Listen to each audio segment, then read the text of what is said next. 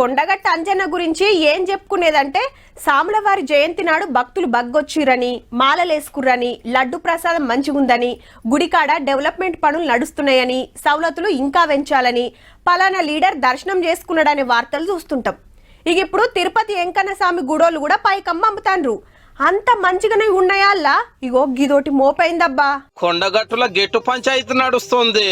ఇటు గుడోళ్ళు అటు ఫారెస్ట్ వాళ్ళు. మీరు వాడుకుంటున్న 6 ఎకరాలు మాదేనని అటవీ శాఖ నోటీసులు పంపుతోటి చర్చ సురువు అయ్యింది.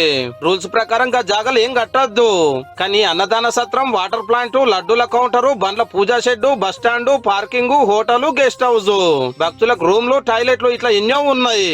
మా పర్మిషన్ లేకుండా కట్టిండ్రు కాబట్టి కులగొట్టే పవర్ కూడా మాకుందని నోటీసులు రాసిరట 6 నెలల కిందటనే.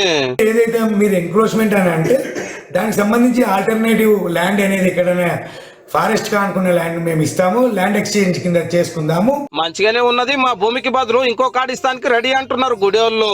లేదంటే సర్వే చేసి ఎవల గెట్టేందో అదేందో చూసుకుందామని కూడా ముంగట్టుకొస్తున్నారు.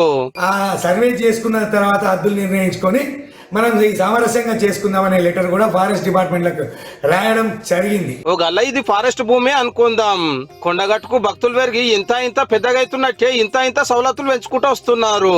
ఇవన్నీ కట్టేటప్పుడు అగో మా భూమిలో మీరెట్లా కడతారని అడ్డం పడితే లెక్క ఆనాడే తేలిపోవు కదా.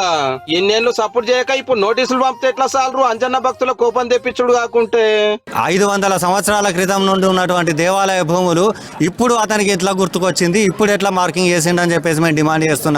ఇక ఈ గెట్టు పంచాయతీ దింపాల్సింది కొండ సురేఖ మేడమే. ఎందుకంటే ఇటు గుళ్ళ శాఖ అటు అడవుల శాఖ రెండింటికి మంత్రి ఈమెనే మళ్ళా.